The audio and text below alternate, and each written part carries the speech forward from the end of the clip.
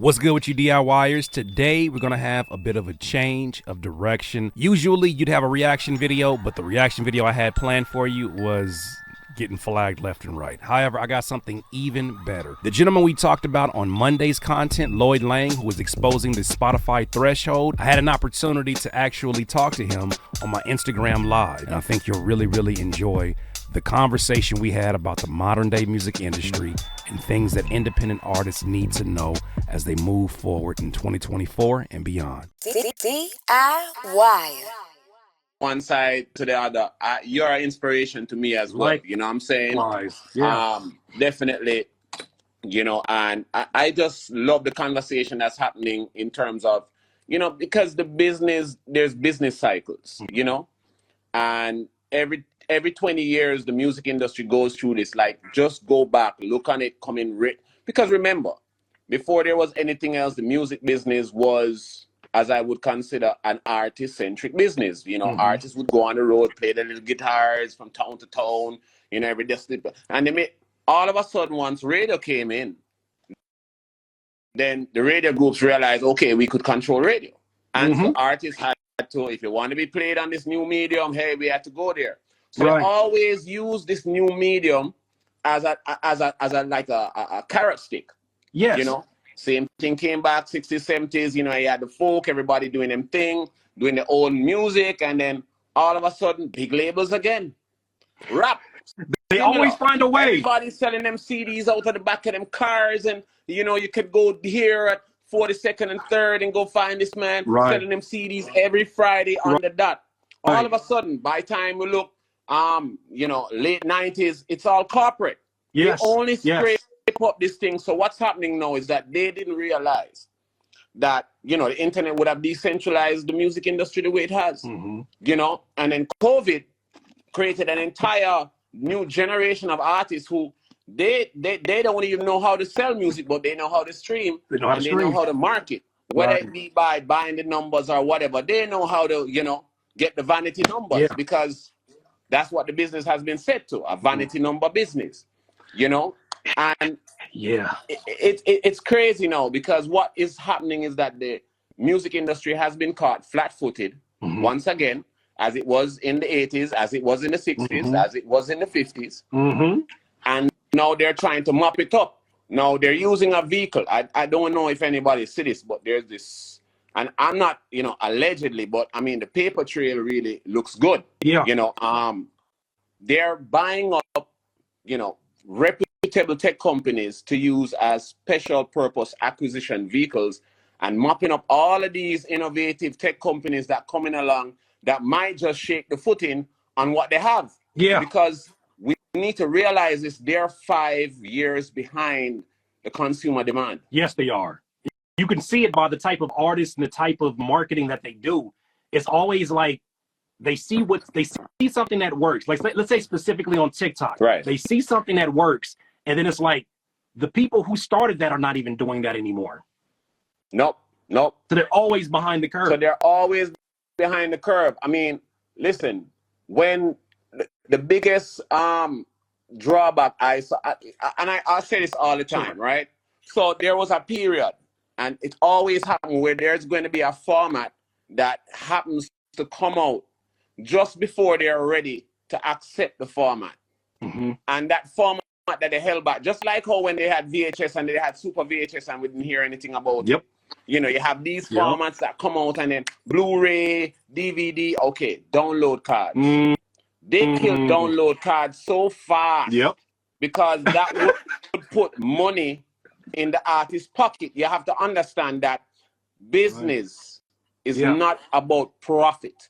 That's the problem we're having as artists. It's about cash flow. Cash flow. Now, absolutely. Labels have the cash flow month to month because they have 1 million artists on them label, 1 million songs in the catalog.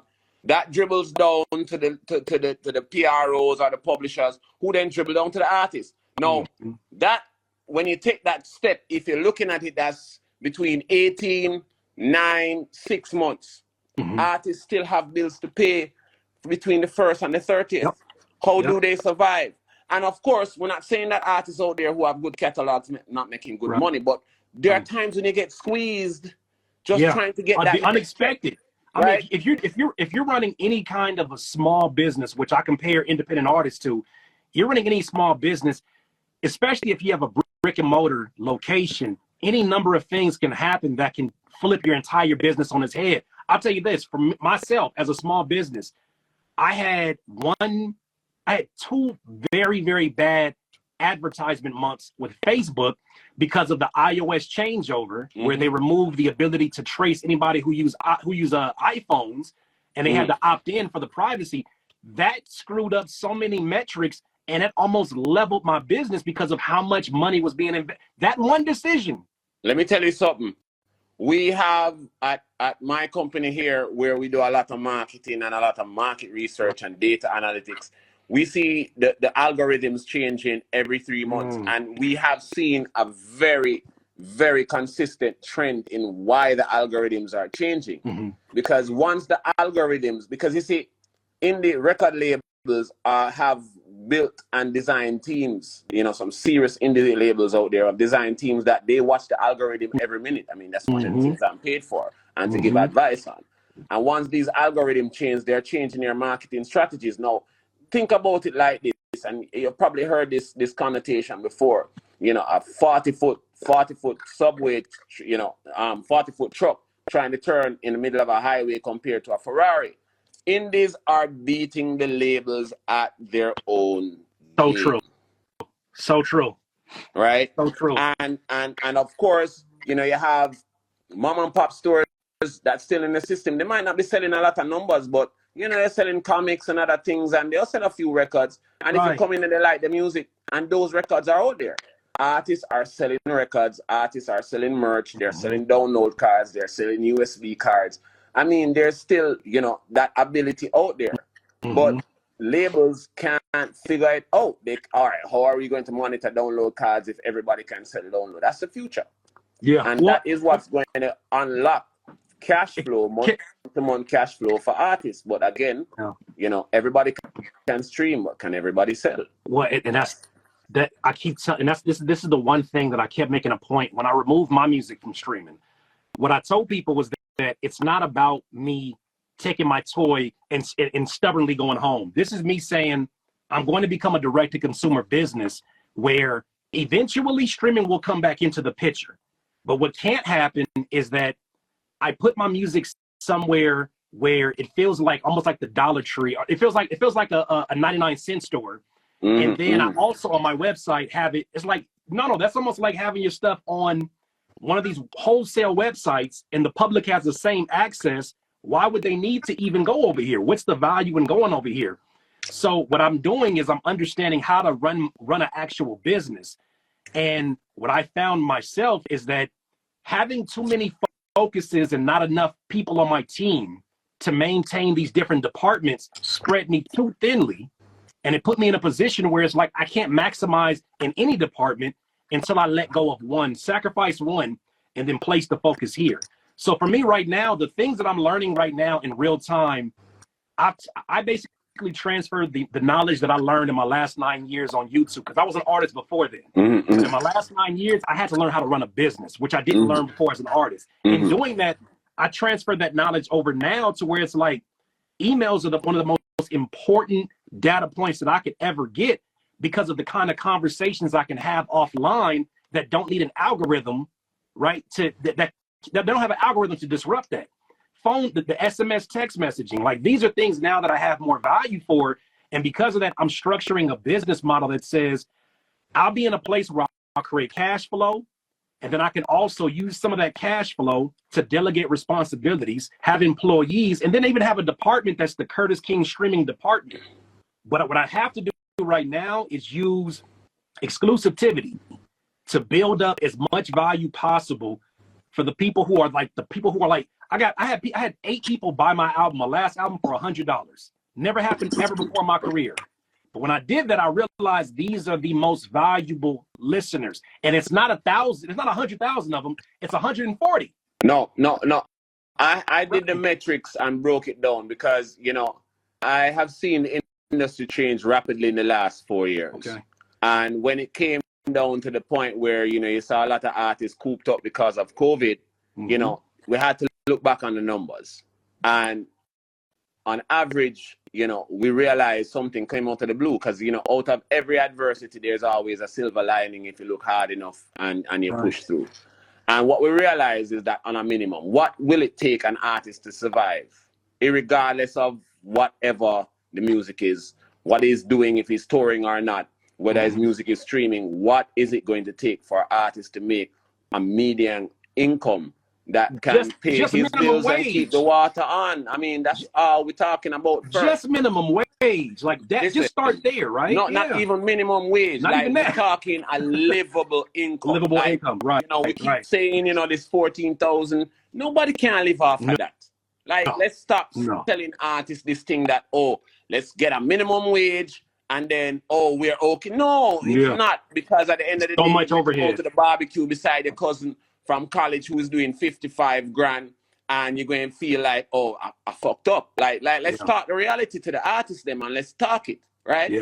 But if an artist sit down at the back of my yard, stressing him head to find 250,000 streams just to be able to pay him car note, him rent don't pay. That's insane. That don't make no sense. The economies of scale make no sense. Like, it doesn't even, like, we don't have to argue about it. So you want to make a livable wage? It takes 200 people in the real world who is willing to spend $5 on your music to equate to 250,000 monthly streams. Come on. Guess what? Most artists don't know how to sell. So guess what? Oh, we sit here and we're into social and vanity numbers and oh man, I'm doing it. And you go to the club and you know you can't even, you don't have gas in your car, so go back home, but you're in the club because you have 250,000 followers. This is my thing when and I'm glad you made that point, because I want to ask you a question after this. The point you just made is so important, because what I realize is that a lot of my peers, they don't actually want to run a business. They want to just be able want to just be able to say, like, I have the vanity metrics, I got the followers, I got the look of looking successful, but I see the difference between the people. Like, I interviewed a gentleman named LaRussell. You know LaRussell? Yeah. When I interviewed him, it really opened my eyes up, because I saw I saw the majority of the system in terms of just his live shows from home. And it helped me to understand, like, look, he has a certain amount of people that are just for this one responsibility, and they know their job. You cannot compete with that if you're a solopreneur trying to do everybody's job at their top tier level. That's just not realistic. But there's a lot of people who, one, don't know that that's not possible, and two, won't even try. And so they put themselves in a situation where it's like, as long as they look like they're at some level, they'll keep going at that level. Now, the question I have for you, though, is this. You made an interesting point about the threshold system that Spotify has put in, and use a term for it, sales quota. And I thought it was so brilliant. It is what it is. Yeah, it is what it is, because for those it is a who don't business. Understand? I was like, can you explain that for the people who didn't see that video clip? Because I love that video clip so much. Okay, so basically what they're saying to you is you have to meet a minimum sales quota. In any, if you're working for sales, like you're selling cars or anything, you have a minimum sales quota. You do not start making a commission when you hit your minimum quota. So if they tell you you must sell 100 cars for the month, you're not making any money at 100 cars for the month. You've just met the minimum quota, which means they can cut you a check this month. That's all it means. Crazy. Right? So as an independent artist, what they're saying to us is, listen, you have to meet a minimum quota, but if that song does 100 streams, then we'll pay you after that. So we'll pay you after that. That's 1,000, isn't it? It's 1,000. Yeah, 1,000. Yeah.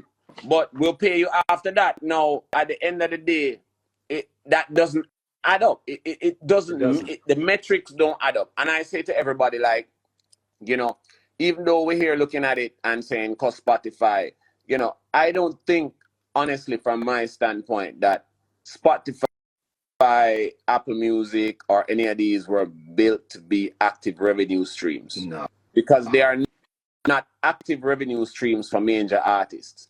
You get me? Major artists that we know now all made their name going in the streets, touring, doing bucket shows, you know, selling them stuff out of the back of them car. We look at people like Cash Money. Go back and look on them on the story and understand where them on the start from.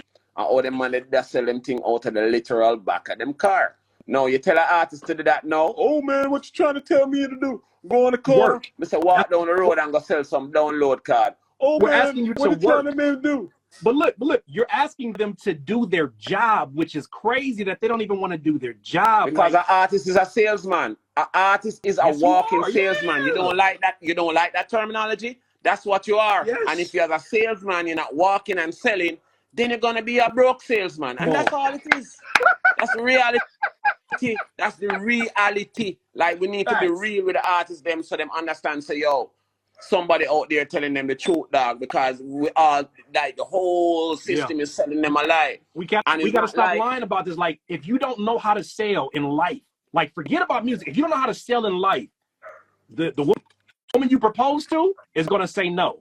Because if you have not sold her on what it's like to be your significant other, why would she want to say yes? And then we wonder why we have so many bad relationships in the Black American community. Because you can't even sell yourself to your own woman, dog. So you're going to sell it to the people in the street. It's reality. It's part of what's going on, and it's crazy. The people who are pushing back the most aggressively, because I never told anybody not to use streaming. All I said was, for my business model, this is what I have to do to really understand my business and to establish some value somewhere. And then I saw the numbers that I did, and I was like, it would have took 1 million streams for me to make what I made in that 2 weeks. When I saw that, I said, cool. But here's the thing about it. I started realizing, I was like, people are fighting against the idea of artists being salesmen, but it's like, if you don't know how to sell, you put yourself in a situation where somebody will always have to do that for you, which means you can never be in control of your business, which means you'll always be relying upon somebody else to do the work for you. And with streaming, my biggest issue is that streaming took away the necessity for some people to even learn about selling, because all they got to do is put a song they didn't mix, hope it goes viral, put some few dollars behind it, and they feel like that's all they got to do, and that's their idea of selling. You got people who are afraid of people, don't want to do shows, and now that's their rollout, is to just put the music up and hope it goes viral. And it's like, you got to get out of here and sell. We have to understand that COVID created an entire new generation of artists out of streaming, and they always have that leg. It's like when you had to sell vinyl records, so you had to put the art into the master because it couldn't be too loud, else the record would be shit, and you print 3,000 records and it's garbage. Right. And then CD came along and they gave us this what I call the carrot stick. You can do it as loud as you want. And then streaming came along and they were like, okay, that's cool. And then all of a sudden now they have this thing called loudness penalties, which half of the industry is still trying to adjust to, you know. And that's now killing songs, because now if your song not loud enough, it's just not going to fit. So that's another way in which they scale how much streams you can make, because everybody's lost -14. We're good to go. Right. Let's go. And at the end of the day, your shit sound low. Here's an example more. Here's the example I keep using. Can I piggyback off of that in the fact that you're saying we as artists are selling a product called audio? Well, at least those of us in the music business. Those in the record business are selling image. They're selling their brand and all of these different things. With us, we are in turn selling music. You're trying to tell me the main primary product that you have, the quality doesn't match because of those loudness issues. You go perform, and you perform at places that don't give you the appropriate presentation for your audio. That's like going into a flower shop and all the flowers are dead, but you're trying to convince people, look, if you buy these roses, though, I'm going to give you the fresh ones. But everything that I see that involves your audio is low quality. So why would I want it? But these are things that I can only see now at 39 that I couldn't see at 29. And then you have to understand from the audience point of view, because, you know, we always start from the talk about artist-centric point. But we're talking about now from a consumer, a kid, you know, somebody, a blue-collar worker who put together them $80, you know, and just trying to go to a good concert. They hear their favorite artists that they've been hearing on Spotify, they stream it 1 million times. Somebody come for that dog, yes, you know, right? 1 million times, and then you're wondering, you know, when you go to the concert, what the hell am I hearing? No, yes. Let me give you a perfect example. Example, because technology has spoiled the music, and this is what I'm saying from my standpoint. Okay. When the other day I had an opportunity to go into a session with a very popular artist, and they opened up the session in Logic, and when I look, I seen almost 77 track. Wow. And I'm like, how you going to play that live, dog? How do you plan to play that shit live? Like, what is the technical conversion of this shit that you have here? 77 tracks. Like, were you trying to find God? Like, how are you going to convert this now to live?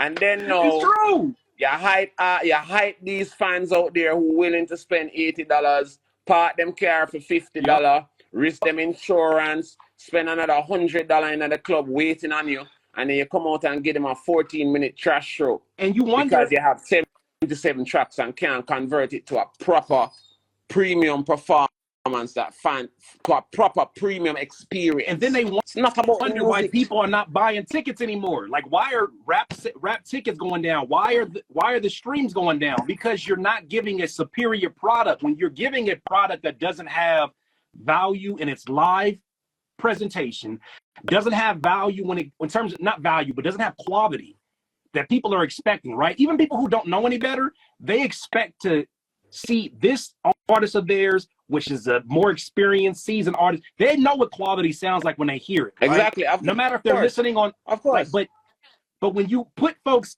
when you're half-assing the process, and you're putting out music that you're not really attached to because you're playing what they think is a streaming game, which is quantity, quantity, quantity, quantity. The music's not quality in terms of the actual creativity.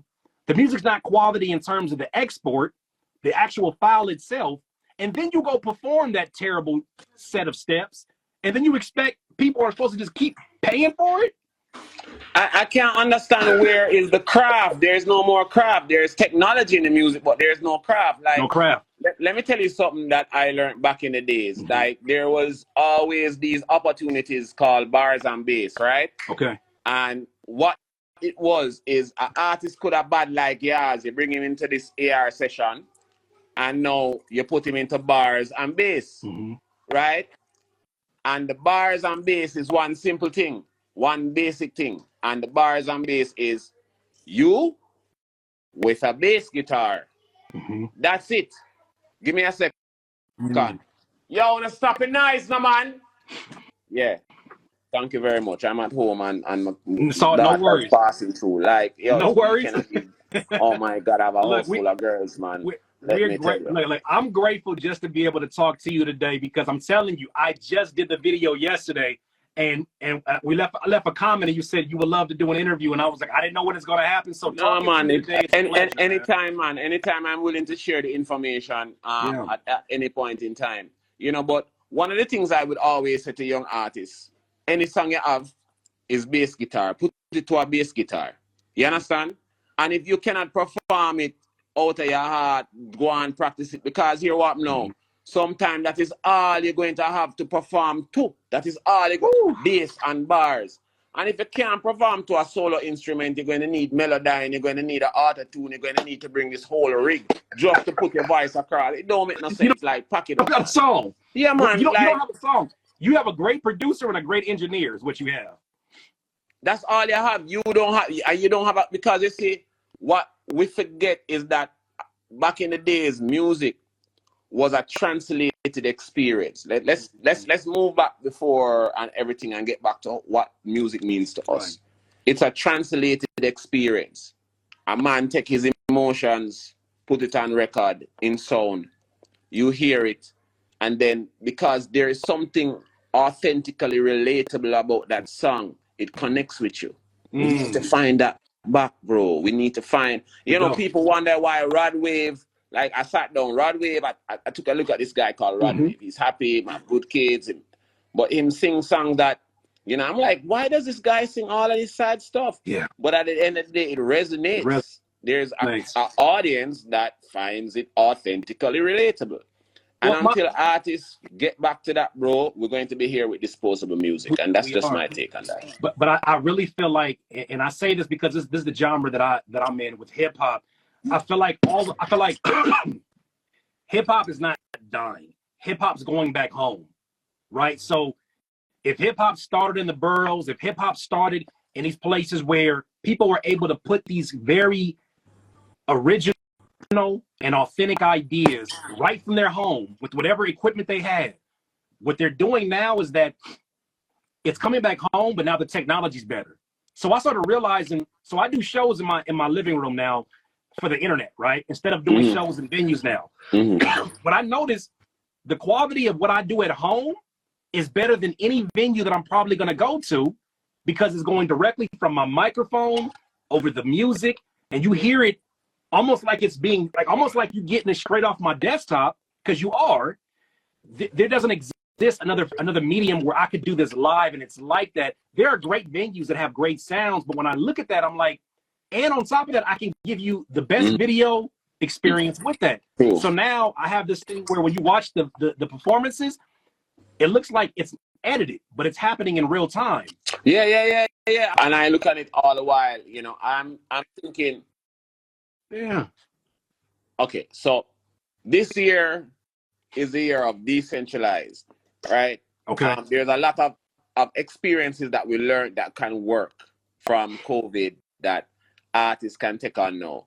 It don't cost an artist nothing to go in the backyard, throw some pepper light, set up some good lighting, Right. and create a $5 experience for fans who really love it. Right. And if you're out in the streets and you're sending out a mailing list before the show happens so people can prep, you know, sit with them like a dinner, them like a, you know, Uber food and eat, you know, it works. You know, create an experience. Yes. Like it's never been about the music, man. I experience. can't find how hard to tell artists this. Yes, for you, it's, oh, I did this great song.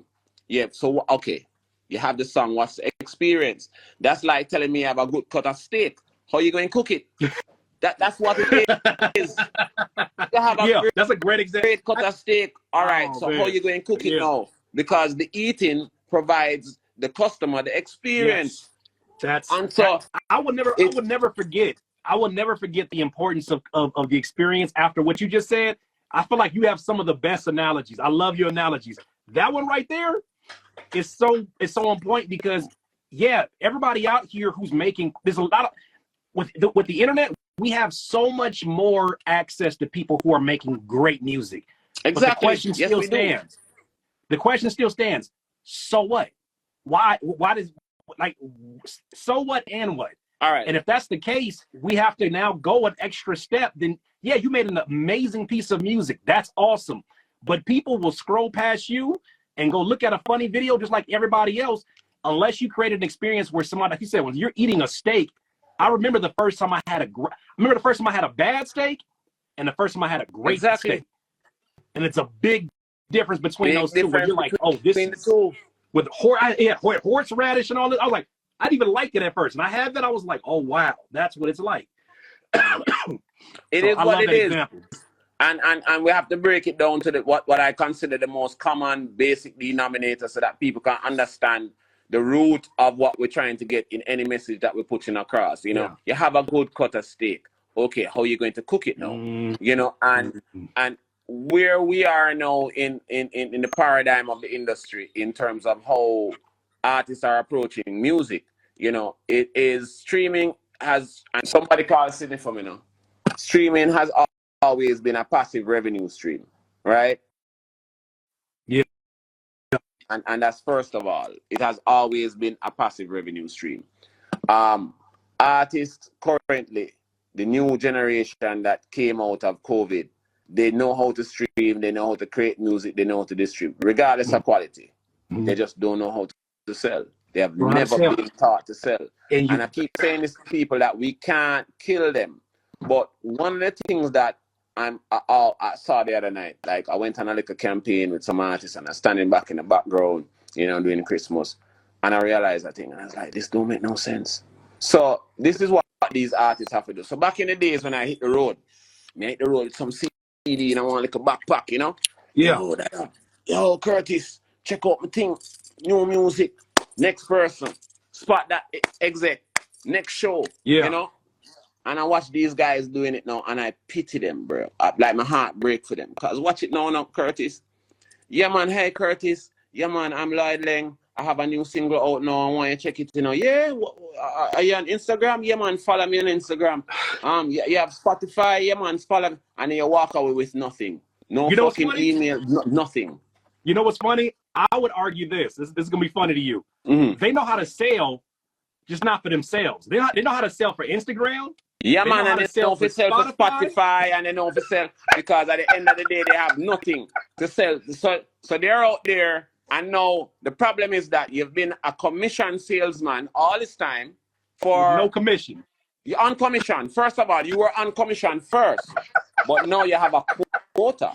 Yeah. Now you got a quota, and you're still not getting paid. You're not still not getting a basic salary. You're not getting paid. So you've been brought on. You've been invited to set up an account for free, which is good. But that doesn't mean that it's an equal exchange when they're able to use your ability to keep people's retention and attention span on their platform. They collect all that retention because it helps them to sell more ads. And you may or may not get paid for that unless you're some kind of partner. But even the partnerships, you get very small percentages of what that traffic actually represents. You know, the problem with it is that it's even bigger than that too, because check this out now, and it's a vicious cycle. So you take up $250 to go and invest in an ad campaign on Instagram. Just think about that. You pay $250 to do an ad campaign on Instagram. That's like taking money and wiping your ass and then saying, hey, I just think about it. Because there's nothing to get from it. There's nothing to get from absolutely nothing. Right? This is another reason why I cannot trust anything dealing with a Spotify when the origin story of your CEO is somebody who benefited off of the thing that created the streaming to begin with. They benefited off of the exchange of illegal downloads of music, and now they get to dictate what's fair for artists that are on the platform of Spotify. I wouldn't even say that, I wouldn't even say that because from that angle, it looks like they did something wrong. I mean, in business, it's about taking advantage of a particular edge in I get what you're saying. the market. That's what it is. That is what business is all about. You know what I mean? And at the end of the day, if an artist see a certain style working for him gonna work it till it done, and then him go find something else. So it's a similar thing in business. They saw an opportunity. Music was in a very precarious situation where nobody was making any money up, like absolutely nobody. Like we could have downloaded 51 gigs of music and nobody gives a hoot, And so, I mean, from any responsible business standpoint, you had to take the opportunity to try to stem the flow. And the best opportunity at that, considering how big it was to go to the source and grab it at the root and then control it. Hey, it worked out. The only reason I say that is because the CEO who walked away from uTorrent when other companies like Pirate Bay were getting leveled, he sold his company for $13 billion and then turned around and co-founded this and then brought in the other person that was responsible for that software to be the programmer at Spotify. So I don't say that from a but check it out. You're going to your kitchen, right, Curtis? You're going to your kitchen. One night. You go walking in for some juice, you turn on your light, and you see 3 cockroach. Okay. One little, one big, one medium. Which cockroach you going to kill first? I'm going to get the big one first. No, you're always going to go for the small one. Because it's fast? Yeah, because that's the one that you think in your mind you can kill first. Kill all of the small ones, and they kept the big one for themselves, because if you keep that nigga, you might crush out the eggs. You don't know, you don't know how many of them else out there. Let's hold on to this cockroach. And it was a business principle, and it applied for them. But then what we keep on looking on is like it was never out for the artists. As again, when we look on that whole drip, how that drip scale work, economies of scale work, we're at the bottom end as artists and producers, creatives.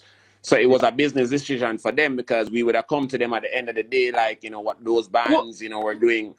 I was going to say, it's not necessarily just because of them having some diabolical plan. For me, it's a conflict of understanding of what an artist needs. It is what it is. Sure. I mean, it's a diabolical plan because it's uneven. Like there is no equality for artists. And what we're fighting for as artists, we're not fighting for equality anymore because we know we're not getting it. What we're fighting for as creatives on the back end is equity. Equity. Equality is something that is just a social dream. But equity, and it feels like they don't respect. I feel like at a certain level, those who have, I don't make a general statement about everybody, but it feels like based upon the way you see people get treated, those who have the money don't always have the equal amount of respect for the creatives as they do for other people who make money in their fields. Why? I mean, people sit in a train and drink tea. They don't give a hell who is in the boiler room. That's just the reality of life. That's life. That's life. The reality of life. Like we have to understand the economies of scale and what we're working with. It's not cheating the system, it's beating the system. And the only way you can beat the system is knowing the game. Right? And if you flow with the river as how it runs, you will get your piece of water. That's it. It's all about equity. Like we keep here fighting, what everybody fighting for is equity, is equality. And at the end of the day, even if Spotify was supposed to split up and say every artist on them platform going to get $1,000 every month, it couldn't work. There would be some artists at all. Somebody got an issue. So, but this is somebody why going to have an issue. This is why I said instead of fighting in an environment or somebody else's home, I'm not going to fight inside your home. That's your home. You have your own rules. Let me respect that. But out of respect for myself, let me go figure out how to make CurtisKing.com something that I can support off of the medium of music, right? I mean, that should be for any business model, right? For any artist. Curtis, listen to me, man. Listen, and let us not fool ourselves here. It costs, and I'm going to tell people, and people are going to be shocked. A music fan, the value of a music fan email is $6.60. So when you say hit me up at Facebook, hit me up at Instagram, and somebody else signs up or does something, you don't have that email. You don't have that. Yeah, you can set up your lead sheet and whatever. But if Instagram look one day and say, hey, you know what, I don't like your page no more. Just take them off. Just take it off. Or if somebody decides that, oh, I want to use a clip, it's public domain. So like there is what, even when we are here now talking and putting on content, you know, this is Curtis content. But at the end of the day, they own it. If somebody else wants to repurpose this content, is like, what's the option? Do you have a monetization system for Curtis to make, you know, a fraction of a cent off of this? If you repurpose it for 15 seconds, no, you don't. So at the end of the day, it's like them tech creatives now and say, don't worry, man. We have all of these streams of revenue that you can get in 9 months, 6 months, 8 months. But nobody's saying, hey, how can I get paid as an artist just starting out in the first 30 days? Because, you know, there's a reality. People have bills. But at the artist end, them have to know, say, okay, how can I get paid? I have to go out in the street and go and find 1,000 people who like my music enough to pay me $5 a month. And change your life. That's a start. It would change your life. Even 100 people paying, if you can get what is it? If you can get 1,000 people paying $100, that's $100,000 a year. Listen, Curtis, that's exactly what I'm saying. If you have just a basic, your average fan, like $5, let's say $6.60, and then here's the whole thing. If you go out there with a CD or something, and with a QR code or something on it, where you can collect an email address, you know, a phygital product that can collect an email address. So even if somebody not paying you $2 for it, the fact that they are not paying for it, they are now the product. And they know that's a potential customer because they actually engaged with your music. And that's all you need to find. Like, before everybody want to drive Rolls Royces, let's find a way that we can pay our basic bills without looking at the roof until 4 o'clock in the morning. Something that you're helping me to understand right now, and I really appreciate your time. I appreciate your knowledge and all the stuff. We're there, man. We're there, my brother. We're there, man. Yeah. So one thing you're helping me to understand right now also is that the way that I'm leveraging YouTube, the way that I'm leveraging Instagram is taking advantage of the fact that at this point in time, I do have the ability to upload. They're being very friendly with their algorithm. That can change any day. But in my utilization of it right now, because of my utilization of other tools, like for instance, I just started using ManyChat. Well, where basically I can have people comment something, and then when they comment, immediately they get a DM to a link instead of me saying link in bio. Because if you do link in bio, you get the algorithm pushes you down because they know that you're trying to get people off of the website. In doing so, this gives me an opportunity to leverage all of this traffic that I'm getting from people who may potentially be the most engaged in my kind of music. So in me using this, what you're helping me to understand is this, that same model can be used for somebody else with streaming. I just prefer it to be in snippets, like vertical videos on social media, instead of a social media called Spotify. No. And don't get me wrong, like how I look on it is like everything, there are multiple revenue streams in the industry, right? And you need them all. You need them all as you can get. Spotify is one, undeniably, right? Undeniably. Regardless of how we want to look at the figures and whatever, you know, undeniably. But we have to also understand that Spotify is not a single driven platform. So for artists who going on to Spotify with a one single, you're not going to get 1 million streams one time. You're going to think that the algorithm, there are things that you need to do to trigger the algorithm for the algorithm to incentivize you. It's written into the algorithm. So it's not like the Spotify algorithm is really a bad algorithm. It's just that when people find the incentivization points and start now to utilizing them, just change the game, move the goalposts a little bit, right? But what really is the key to Spotify is that it's a catalog-driven platform. That's one point. So if you have 100 songs, each song making $20 a month, you're going to see $2,000 a month, and you're going to make some money out of Spotify as a no-name artist. But you have to have the catalog, irregardless. I was going to say, one thing I think that's interesting about what you're saying with that is that I would even, from my experience, Apple Music and Spotify do this very similar thing in that whenever you put up an EP, it doesn't always populate or show up in the same places as your albums. Sometimes you have to get it searched out individually in order to get access to it. Right. So this to me seems like if I was running Spotify, that's the smartest model, because if I can get somebody that comes here for 10 songs as opposed to one song, I can put more advertisements in front of them. There's more opportunity for them to even generate more income as a current listener, because the retention is higher for a longer period of time. True. And also is that artists forget, like I say, and I can't understand the mindset behind this because I'm coming back from the vinyl days. So vinyl have two sides to a record. You know, like I can't understand what's the mindset, but hear it in its simplicity. I got there one are two right sides here. to a record. Yes, show them, right. A side and a B side. I gotta make it. And people out here releasing one track. People out here releasing one track, and I'm like, how stupid is that? Right. Like, oh, so you're going to wait to drop the remix? No. You release 2 tracks. Every DSP allows you to release up to 3 tracks per release as a single, which I call a 3P. You don't have to.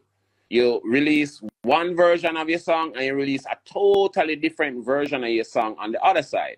Because what's going to happen by natural order? Somebody going to play the first song and then it's going to roll into the next song. So whereas you would have got 20,000 streams, now you're going to get 40,000 streams. Oh, wow. And then you have the option now. You have given your fan base an option to choose which song them like.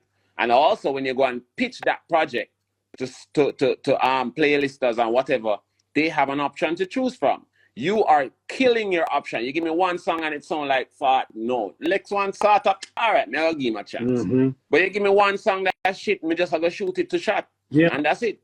It's like playing the lottery. It's like playing slot machines, hoping that the more that I put more coins in, the more opportunities I have to win. Exactly.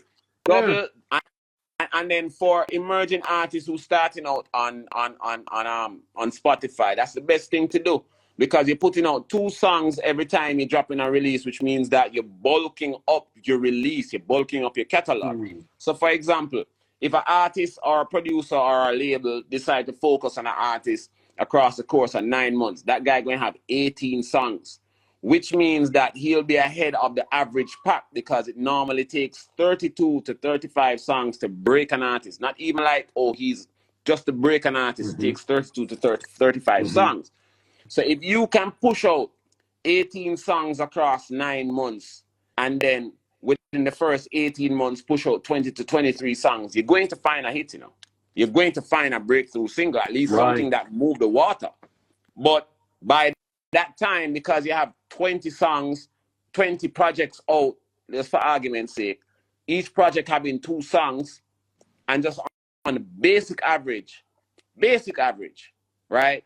Those 40 songs are making you $40 a month. That's 16 bills. Like, come on, man. Yeah. You have to put in the work, forget the jerk. But you're asking artists to use common sense. That's basic maths, brother. Basic maths. You have to put in the work. You're growing a fish. You're growing a fish. If you're growing tilapia fish, a farmer growing a tilapia fish to bring it to a pound, right? To a kilogram. Yeah. It takes 9 months. I don't see why an artist believe that he's going to grow up 1 pound fish in 2 weeks. You know why? That can't eat. It can't eat. You know why? Because when they were in the studio, they said, I just feel it in my soul. This is the one. This is the one. Man. Yeah, man. And then crickets. And then crickets. And then crickets. You know what I mean? It is what it is, bro. Look, I'll tell you this. Something about being the age that I am now, because I'm coming back full time to music. Something about being the age that I am. Something about being a father. Something about knowing that I have a family that's really relying upon me to make something out of whatever I'm doing makes me want to be more structured than I've ever been before. Even in terms of, I know artists that refuse to do anything admin wise. And now, because I have the support of an amazing lawyer that has given me a lot of consulting, I'm able to understand like the importance of what I'm doing, how to do it the right way, and then also how to take advantage of the multiple streams of income that one song should be making. Right? Instead of leaning in on just hoping that something goes viral and I make money off of my distro kid. No, there's places right now, because my songs are being performed, because my songs are being on live streams, that says I am supposed to get a certain amount of money. And because I have an ISRC code that I generated, and not DistroKid or Bandcamp, I generated this. Those monies and that stats are coming to me.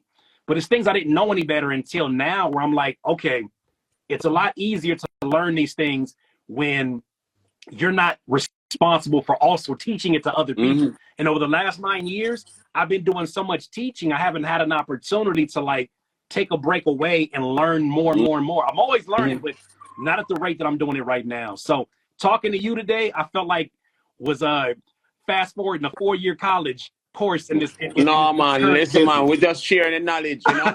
And before I go, you know, there's an analogy I want every artist to take on, because it will prepare you for music without, you know, spending a dollar. Okay. Go to, you know, your next garden store or whatever. Find a garden store.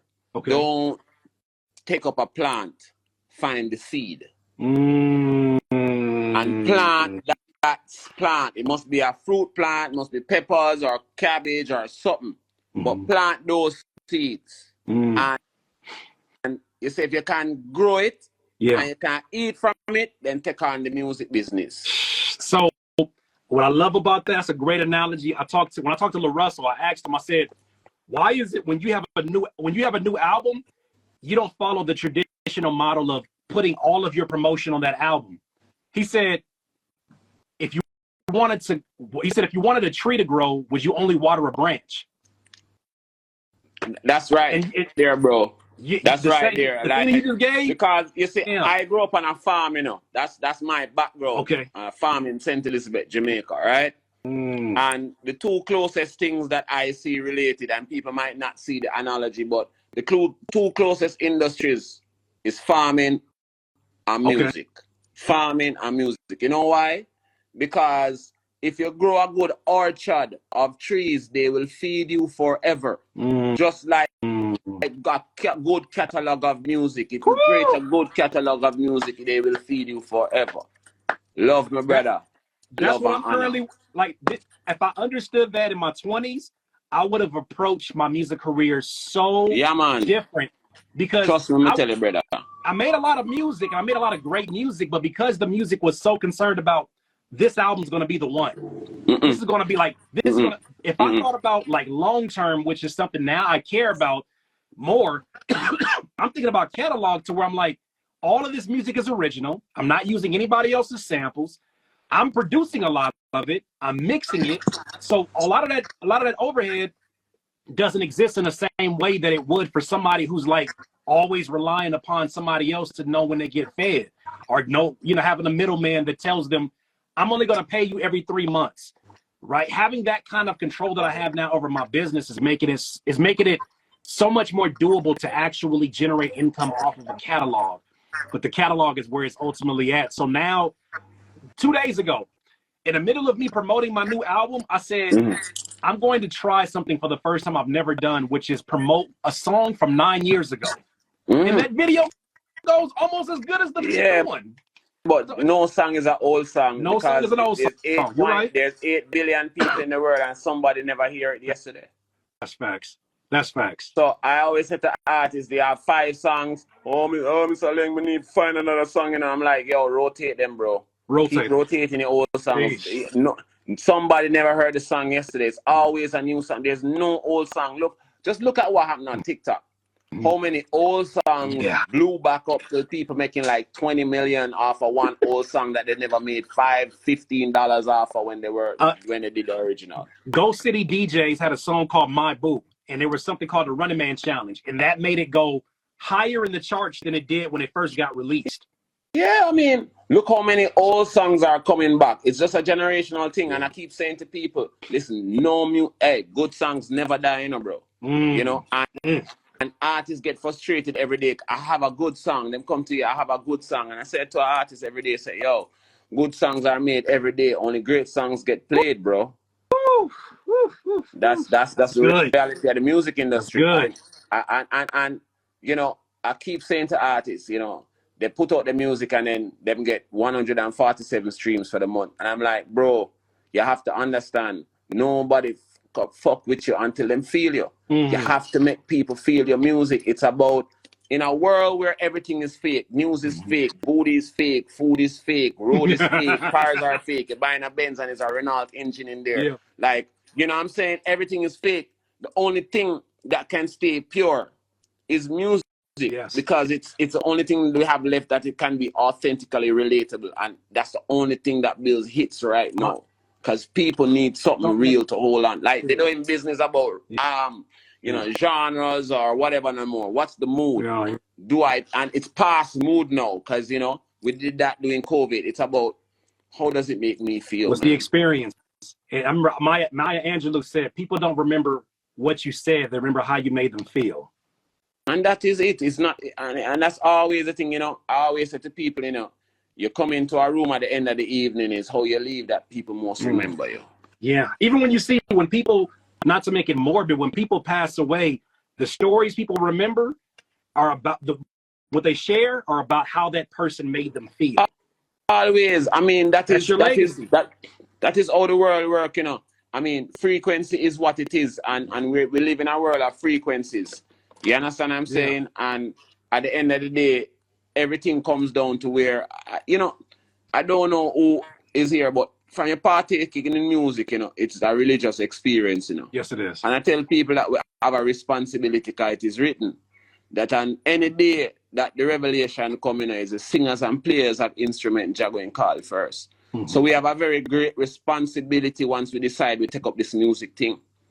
And that is why a lot of people get misguided, get frustrated, because at the end of the day, them not do it for a real purpose. Enough people want to be like that, want to be like Curtis King. We want to we want to be on a jet like Rick Ross.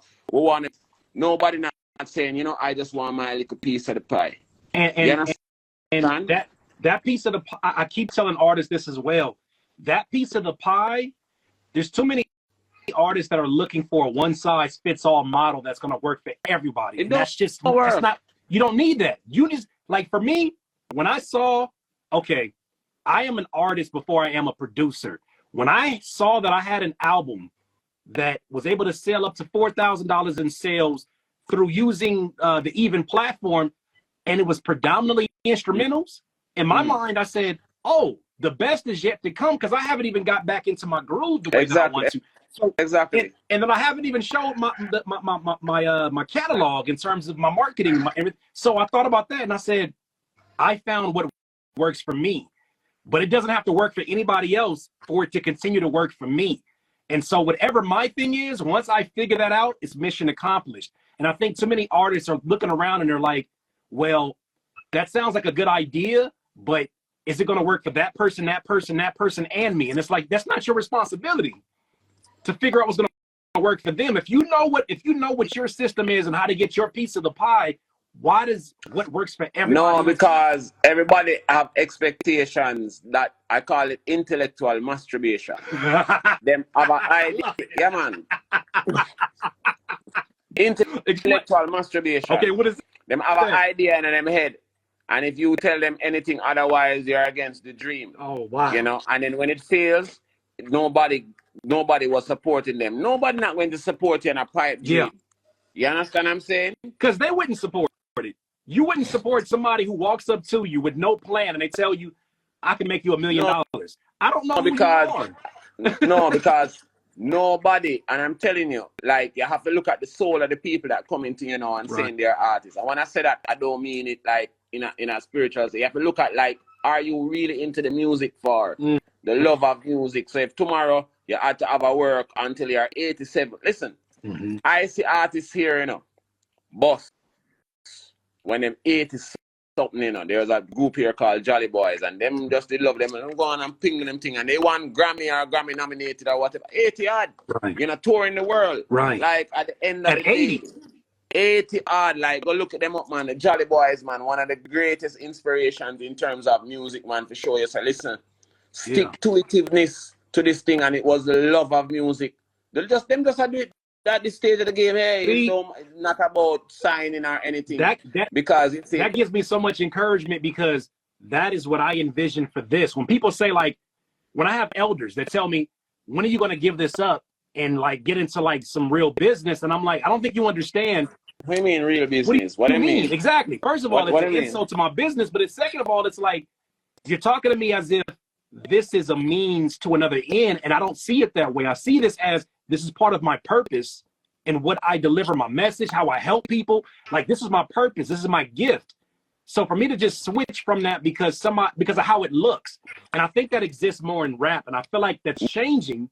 No, you know, I think a lot of folks are very. So I think it's still something that it is one of those social stereotypes that exist similarly in music, and that's why, you know. All right, let me show you something generationally, right? The first generation, the first crop coming out of the boomers, everybody will take on music. You hear, so them a drunkard, them workless, them a this and that. Or we don't want to see them at home and really. All when them bust, them family don't want to see them because you're supposed to come back home, be a farmer and settle down really. By the time we reach the 80s now, you know, it's like, boy, we never expect nothing to happen for John, you know, because he never looked like he was going to come much to life. So he come a little rapper or a little DJ. All right, that's good. That's good. By the time it reached to the 90s now, it's like, boy, you know, we could give him a little chance, sort of thing, and, you know, you go out the same way and family are whisper, you know, what John doing? I take up this DJ thing or this rapping thing. But you get one good song, hey boy, I didn't know, say you could have didn't make it, you know, boy, I'm a nephew, this in a big rapper now, you know. And all of a sudden now, them I take credits. Now it come to another generation where the parents were like, you know, I'll give you a year, you know, make you try this rap thing. I'll buy you a little laptop. It's sort of like, let me see what you do. All right, your boss can't say me never give you no support, right? Now it come down to this generation and we're like, all right, doing a thing. You know what I mean? We're here to help you. And so we have to understand that the role that we play, like me, you, and everybody else who, you know, gabbing up and giving all this info is that the youth, them never have this. They didn't have this. You understand? We never have this. We bop toe in the dark until we find somewhere with busted toes, dotted ankles, broken knees. But we are sitting and say, yo, you know what? No, we can give us some advice. We're not here to tell you to believe in what we're saying, but just like a road, there are signs. Take the sign If you want to take the 50-mile-an-hour road at 80-mile-an-hour and right off, hey, don't blame the sign. We just, as elders who've been through the dark and cut the road, like, it don't have to be that hard for you guys. If you just, you know. And I feel like also, and I love the way that you put things, because it for me, that's the way that I like to absorb information, the way that you present it. I had this epiphany when I was talking to a friend of mine who knew me when I first started making music. And he said, do you realize that when you made a pivot from making music when you were 29 versus now, that decision to do content might have saved your life? And I'm like, what do you mean? He says, the direction that you were going, the lack of sleep that you were getting, and all these different things that you were doing was probably going to kill you in your mid-30s.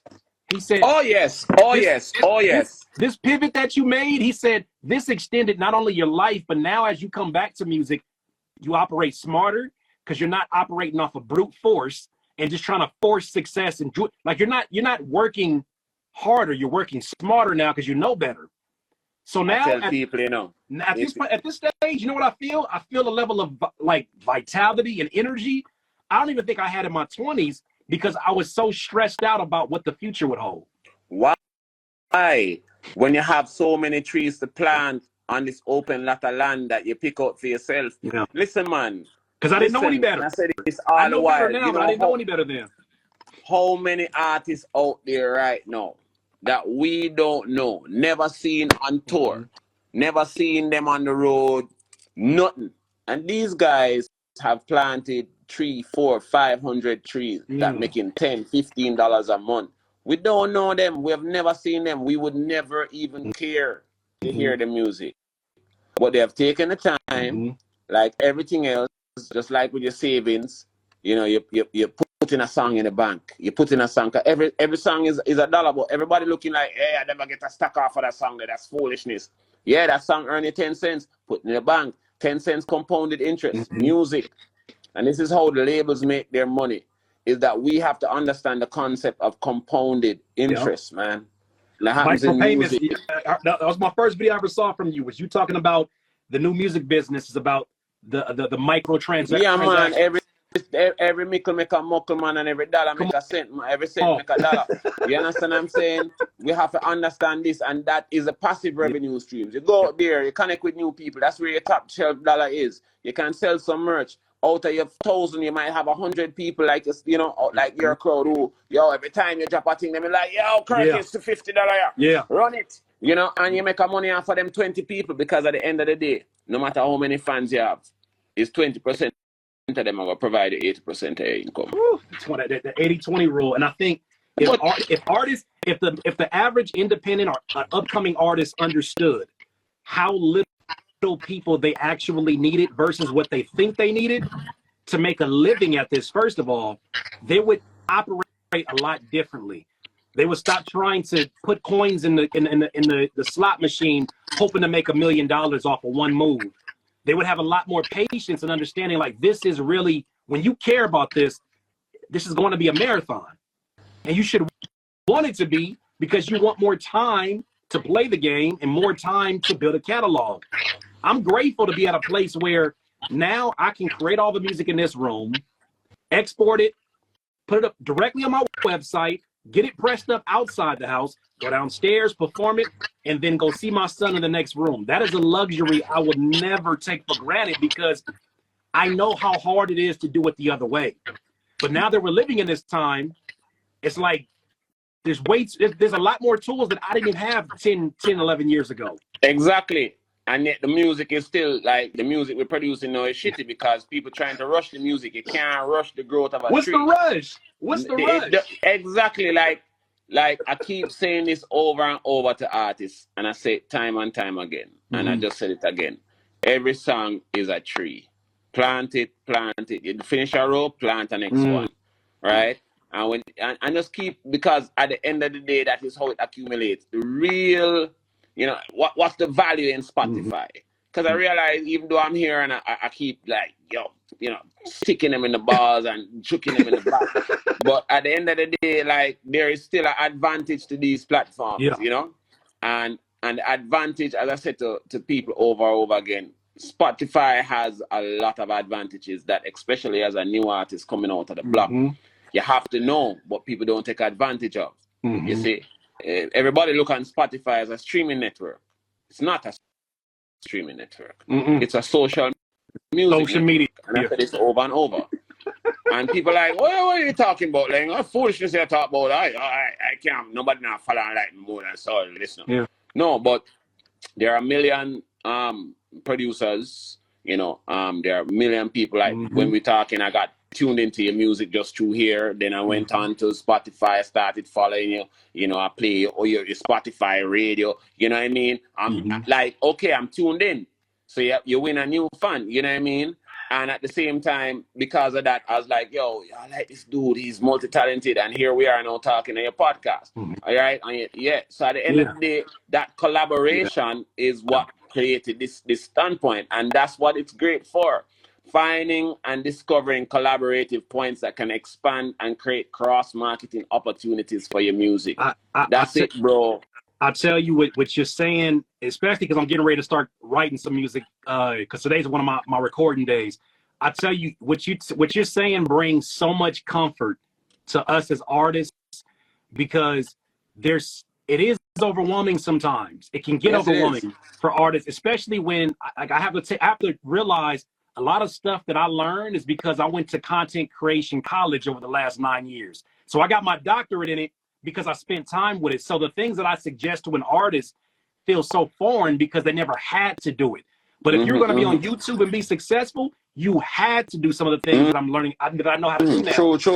No doubt. But with that in mind now, I look at it and I realize that is part of my advantage, but it can only be an advantage if I realize it is, and if also too, if I don't stay consistent, if I don't set the same standards that I would set if I was working at somebody else's business, if I don't have the discipline to stick with what I'm doing and stay consistent, I have nobody to blame but myself. And I'm like, that right there brings me so much comfort, because it's like, you're an artist, Curtis, you're a producer.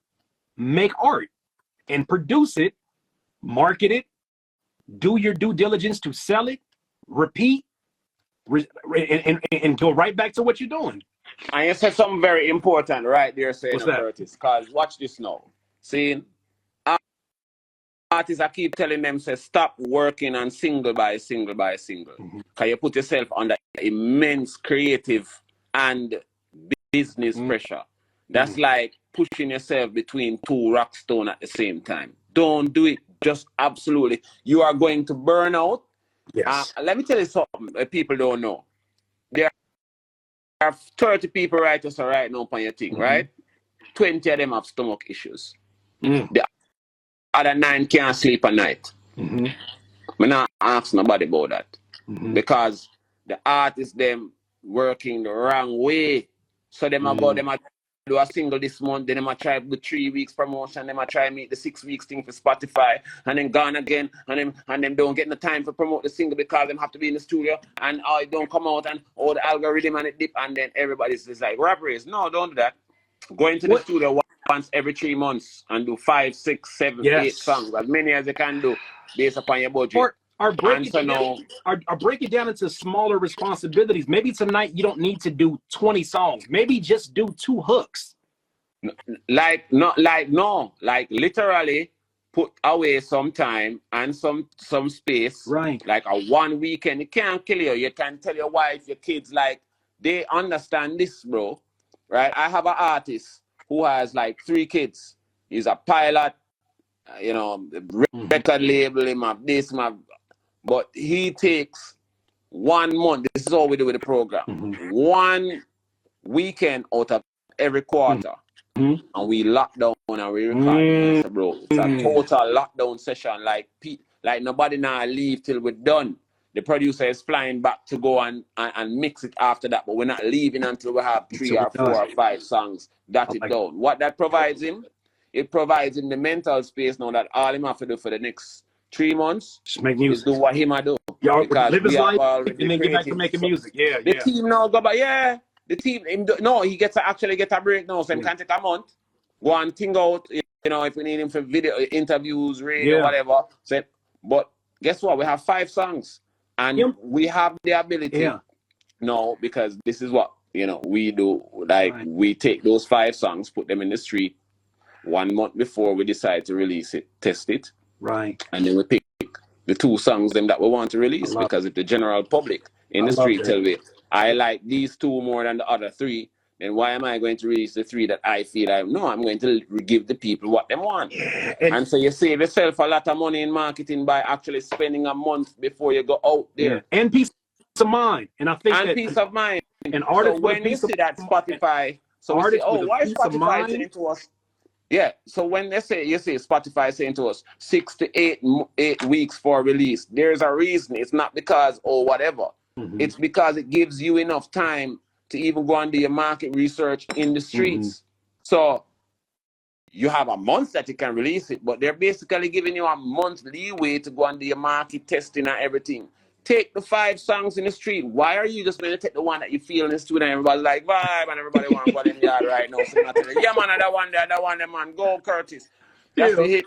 And everybody want to go out in bed. Come on, man. Take the 5 songs, get them mixed. You don't have to get them mastered yet. Just get them mixed and put them in the street. Make people vibe them. People will tell you. That's so true. It's reminded me, this is not easy, but it is simple. My brother. You know? Exactly. It's not easy, but it's simple. It not easy, but it's simple if you plot out your strategy, put all of your ducks in a row, and have your expectations realistic. Ain't nobody going to stream you 250,000 times in 1 month when you just spend like $5. Like, and then artists going to this thing now, where they might buy all sorts of organic things and they don't know. That kills the thing, because the same way you can buy it, you know, the same way people can see it. So I can look at your numbers and be like, this nigga bought every number in the book, right? And then now what's happening, we're seeing in the industry, is that these high number, you know, artists are coming out now because they have to come out like, hey, we want to perform. Them seeing the carrot now. 50 grand, yo, we got to perform. And then in producer, they're like, yo, dog, you know you can't perform that song. No, we got to get that 50 bag, got to get that bag, man. We got to get the bag. And I think it was, I don't know who it was. It was Peter, some artists, what they say, the bag I mash up the business. I don't remember is who. One of them rap artists, they say, yo, it's the bag. I think I've because heard that. Nobody like, and I see it here in Jamaica, you know, we have artists who, they might try to follow them rap counterparts, so we end up with this thing, them called trap dancehall, when there's no trap in our culture side. I don't know how that works. The most ridiculous thing I've ever seen in my life. Go fish. Yeah, go fish right there, you know, go figure. And then, you know, them taking on that same mentality that we see in the United States, you know, a lot of money for nothing, you know, and then it's destroying our industry, which is indigenous, which is very small. We don't have that sort of leverage you have. The only thing that we have at our advantage is good artists that can, you know, push the paradigm in your market. That's what has always sold us. You know what I mean? And so we need to, like, for us, like the rest of the reggae industry is all right. I think hip hop, just like what we're going through, is a phase. It's a generational transition. Leave the youth, let them do them thing. Don't kill them. Because them coming around, you know, if you see them, they're coming around. My thing is that there is one thing that is missing from both hip hop, or, you know, rap and dancehall. Not so much reggae, but dancehall, which is, you know, almost close as cousins to rap. And I realizing that, you know, that baseline that used to shape the frequency within our genetic specters, that rumble within us, that it's just not there anymore. Like, you hear the song and, you know, it might feel good, but there's something missing. And I realized that it's something that a lot of the music now in rap, like, I don't know who did it or how it happened, but let me tell you something, and you need to listen what me I say, Curtis, my brother. The heartbeat of the music gone, that's why we're there. I wonder where it gone, because we're not feeling that boop, that thing that used to move our heart, that bass line. There we have sub bass and all of them new something. They want to just, the bass we used to drop, that hit us, a hip hop, bass is One to the that. heart. That's the heart of the We song. don't know where. Well, even the 808s, the 808s that they've replaced it with, they keep one key, and sometimes that key, and sometimes that key is not even in the right key. You take out the heart and you put in out of key heart. There's no soul, bro. And the music, and then you know what people don't understand is that hip hop has never been divisive. It's never been a divisive music. Even when we had gangster rap and arere, that was a social divide. That wasn't really a musical divide because people on the East Coast still are rock to West Coast and West Coast still are rock to commentary East on what's Coast. happening in life. Don't catch no man on them territory. You understand? That's a social issue. So we never had the divisiveness in music. But right now it's like we don't even know what we're getting. Like, is the music hip hop? Like, where is the soul of the music? Like everybody, leave it to new. No, literally hip hop was born out of soul. Why? Because, and I said, I mean, Busta Rhymes and other greats within your community said, like, we have a connection. I'm not going to say, it's born out of Jamaica because we're not doing a thing and make it happen. But as cousins, you know, cousin fly go foreign and them catch an accent. Yeah, you know, we're proud of him, you know. But at the end of the day, we just realize, you know, cousin to cousin, something missing, brother. Something is missing from the music, and I think is that bass. That makes so much sense because the 808, the 808 operates at such a low frequency sometimes that there's notes being played that you can't hear unless you have a sub, and that has replaced the parts when you're talking about walking the bass for like 2 or 3 bars, and it switches up from what the original loop is, and then it transitions and it climbs with the chorus. Like those type of things are literally with the reason why a lot of people can't tell what the bass is because you're not listening for it, you're feeling it, as you just said. Yeah, but remember, you know, even in dancehall in Jamaica, you know, how people used to know a dancer go on 3, 4, 5 miles down the road, you know. It's the bass, you know. I hear that 5 mile when you go to dance, you can barely hear by the time you reach. And you know exactly what song it is. Charity at that call you. You understand? Yeah. Yeah. So I mean, even back in the days of the Griot them, we go back to the Nyabingi warrior woman them in Uganda where when them beat for them drum all 10, 50 miles down the lane. Like this is basic thing. This is not nothing new when me and you there talk about in that. We just try to remind people them about the art of the music. You don't need to put back the real bass in the thing and stop this sub bass thing. Nobody can hear that. Nobody know why. Ain't nobody sitting in a car and want to hear that. And when you play it, we can't hear it through the headset because it passed the headset frequency. So we're at yeah, people. You know, don't do that, man. Just make good music, man. Make good music that people can play. I'm gonna take what you just shared with me. I'm gonna take that to heart because my favorite productions from like producers like Jay Dilla, from producers like Flying Lotus, my favorite part of their production is the way that they work the synthesizer bass or the move bass. I love the way that they're working into the music because that them have movement. Them have movement in them thing. There's a difference, you know, brother. But you just have this thing like you just drop the subtone every year. That not do nothing for me, bro. That not do nothing for me. Me can't hear nothing in that. Like give me something where me can move to. Music is like come on, man. I'm gonna take that to heart, and I want you, I'm gonna make sure that anything that I'm using, especially for this next album, I already kind of did it without thinking about it. But because you said that, I understand now what I need to do because I feel the same way you do about bass lines. And it's funny, shout out to Art Graffin who's in here. He's told me before in a live streams, like, man, you know, can you use some bass lines, Curtis? Like, he doesn't have to all be 808, but I think sometimes we're so tapped into what everybody else is doing, what's currently going on, that we lose sight of, no, you have to tell your story and you have to show your soul in this. It would be good. It would be great because, I have always been interested in what I call the mimetic engineering of music. And that is how music translates from point to point with people, right? And one of the key things that I always realize is, where did this trend start?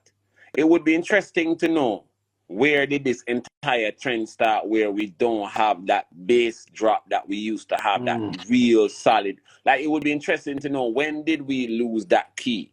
Because at the end of the day, I'm serious. Like, and you know, my theory is, I think it has to do with when you allow younger producers to take over leadership of what the next wave of sound is. I feel like the 808 has always been a part around because of the 808 TR-808 device, right? It's always been around.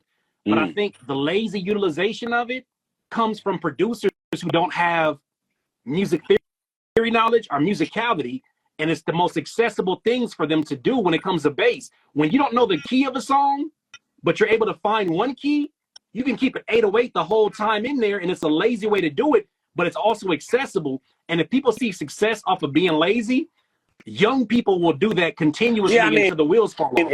I mean, we all can empathize with that, because like the first time all of us started driving, we throw the seat back like what uncle was doing and all that. You know, it was until we almost hit somebody can realize, hey, yo, right. You know what I mean?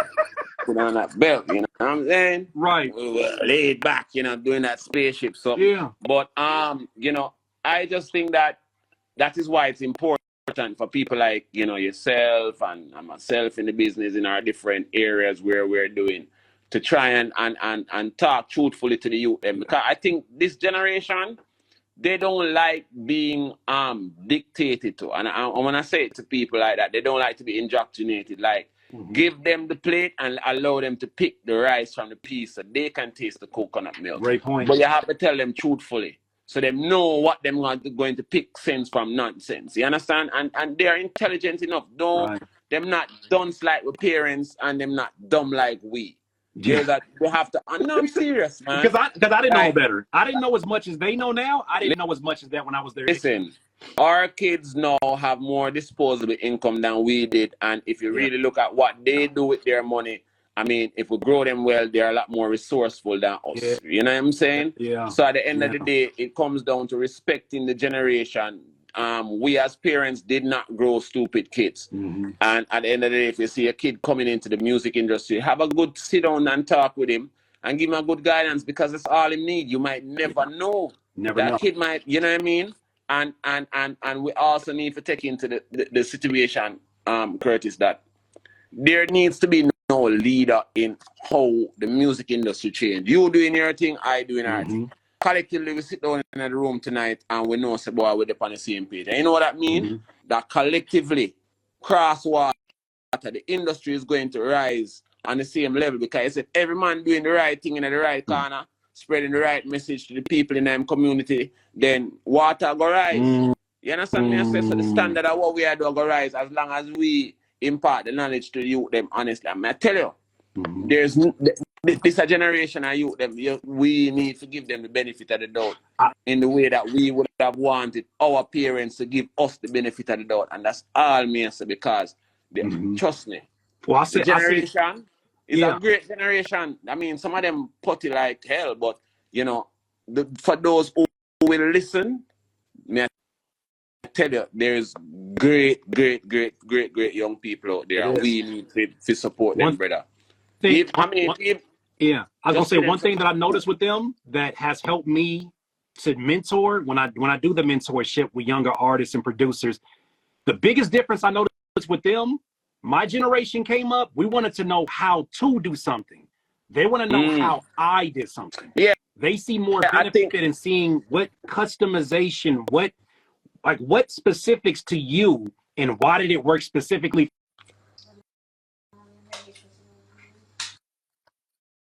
way that you have to do it. This is the only way to do it. They want to know, how did you do it, so that I can learn lessons that can help me to figure out myself too. And that is why we don't need to teach them. Well, from my perspective as an educator, I think the youth them can find a how. There's like YouTube, and like YouTube is a whole university by itself. Like, God damn it, man. Like, let's just be real. If the youth them sit down, that can be good and bad though. They can be good, bad teachers too, right? Yeah, man. And they're they learn along the way. I realize that the youth them pick and choose. I saw my daughter teach herself to play piano. via YouTube. Right. You know, and was the most impressive thing, you know. You know, no, I mean, like, that was, like, I watched her, like, from, you know, watch her take our challenge, and she do it. So I realized the power of YouTube when it comes to educating the youth and how they learn. You know, our education system has not changed in 150 years. I'm sure you can go back to the same desk you were at high school and see your name under the bottom. But yet we have had like 15 versions of iPhone in the last 5 years. It has not changed. You know? Yeah. And these youths now, them learn visually because of the medium in which is in front of them. Like, I consider it visual learning. Seeing and they learn through conversation and discussion. They don't learn through dictation. So if you ever come to the young general, them and them cannot ask you a question and you like, yeah, try it. Them now want to hear nothing where you have to say. No. They must be able to test the mantle and ask questions, and you must respect them enough to reply strong enough so that they get exactly the message that they for the question they have asked. Respect them. And we need to give them that, brother. We keep, you know, a lot of us, even in our age gap, I say, oh, they're mute, them don't know what am I doing, but guess what? They had to fight blind. And now in this generation where we have decentralization of internet and collaboration, we had to figure out the how. We had to go and learn logic and go and learn that and go that. But in the age of collaboration, they now need to know we were the how, they now need to know the who. And that's the only way we ever give them a break is the who. So who can master my song after I've produced it? Who can give me the best marketing advice or marketing support? I see what you mean. Who can give me the best publishing advice? Because what is happening now is that the youth, them need a team. No matter how we go on bad and go on now, them are going to need a team. Don't need a team. But just like with every other industry, you know, Sheen outsourced them thing, Ford outsourced them thing, Apple outsourced them thing. So outsource all the parts of your business, and it is on demand. So you come into Curtis is on demand. But you know, guess what? When you list out who is on your team, guess who you have? Curtis King. Yeah. You understand? Who doing it on the other side? As you say, you now know the who. Because that who can end up being one of your independent freelancers. Exactly. And you leave it to the people who know best to do the who. Let me tell you something. People don't understand something, Curtis. Steve Jobs never made a phone. Bill Gates never do a line of code. But you know what they're good at doing? Visionaries. No. They did not even vision. What is it? Delegation. Finding the right people, hiring the right people, delegating the right people to make your thought become a concept, and that concept become a reality and a product that becomes a profit. Could it be argued that it takes a great visionary in order to know who to delegate to? No. Okay. No. Curtis goes in and be like, yo, production team, for the tour tonight, I want to be flying down, and then I want like the rockets flying over my head, right? And then as I land down, I want the fire flying up. Yeah, that's what I want. Okay. And you walk out of the room. Production like, yo, did you hear that? Like, this man's nuts. All right, let's call the pyrotechnics. Hey, Bevs, get the people in with the gas. Where's the hoist? Karen, get the insurance people on the block. Who's gonna set him up for rehearsal? Call his assistant and get the date for the rehearsal. We'll block this in 5 days. Right. So and then you just come out there now, Curtis. You know, step up and fly. So what I'm getting from you in this and that, even if you do want to categorize it as a visionary, what value is that when the people who do the actual work they have to not only vision it, but they have to see it in a practical sense. Anybody can have the imagination. Exactly, and that's why you have to respect your team. If I come to you like, Curtis, you're up, the fire thing now work because they're not going to provide insurance. No, I want the flames. I want the flames. I want the flames. You know how that going to work out when I just told you that we're not going to get insurance coverage fee. Like, it's not going to work. The label is not going to clear it. So no matter how bad you stand up here and scream tonight, it's not going to happen. Wow. So from I come to you and say, hey, Curtis, this is the fire scene, we're going to have to cut that out. we have to go to some foam coming down or some, Right. you know, whatever, and blow it out. And yeah, all right, like, why? Well, Curtis, they're not going to clear the insurance. All right, I trust you, Curtis. Do your thing. Trust your team members.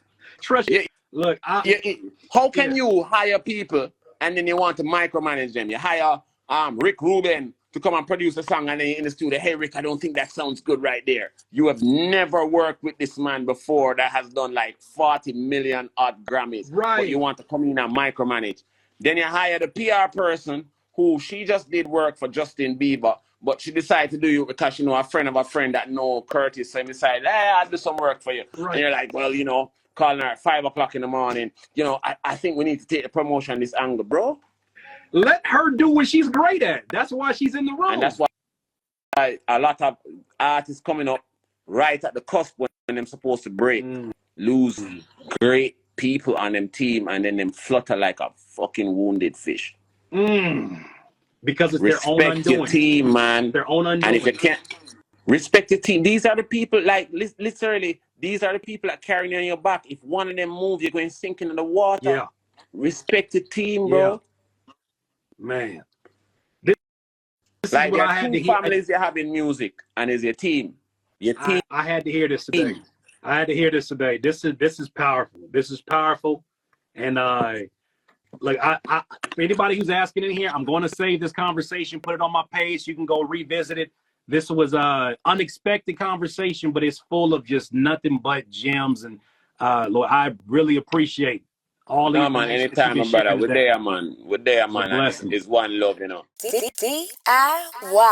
DIYers, if you enjoyed this content, make sure that you hit the like button and maybe even consider subscribing. Come on, man. Stop being greedy. Peace.